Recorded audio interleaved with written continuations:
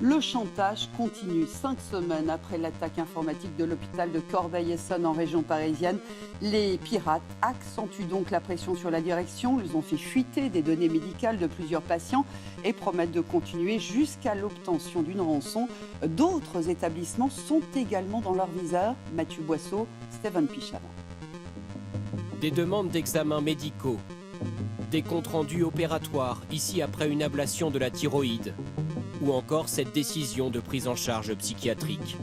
Voici quelques-uns des documents que nous avons pu consulter sur le site des pirates informatiques qui ont attaqué l'hôpital de Corbeil-Essonnes fin août.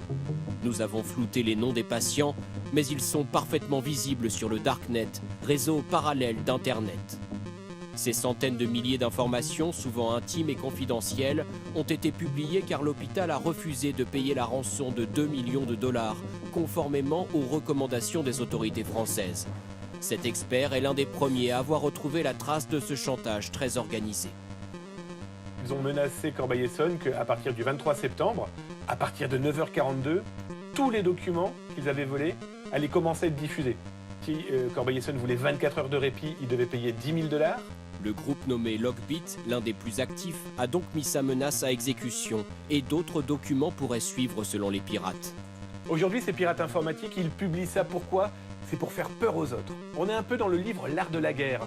C'est quoi ? C'est je vais tuer un soldat pour faire peur aux 1000 autres. Et bien là, je vais diffuser des informations d'une entreprise pour faire comprendre aux 1000 autres entreprises que je rançonne. Et bien maintenant, payer si l'on regardait ce qui va arriver. Sur le site apparaissent en effet les noms d'autres entreprises et institutions attaquées, avec les comptes à rebours des demandes de rançon.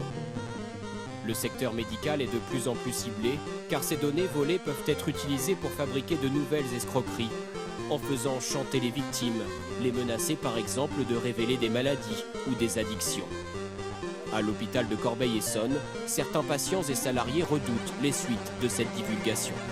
Tout le monde est inquiet, forcément. On n'a pas envie de voir déballer au vu de tout le monde ses comptes rendus opératoires ou ses maladies ou ses données personnelles, numéro de compte, numéro de téléphone. Ça inquiète tout le monde, clairement. Difficile de connaître le nombre de personnes dont les informations ont été dérobées, mais l'hôpital assure la couverture médicale de 700 000 habitants. Lors de la cyberattaque, fin août, il avait aussi dû transférer certains patients et déprogrammer des consultations. Une partie du système informatique reste perturbée, aujourd'hui encore.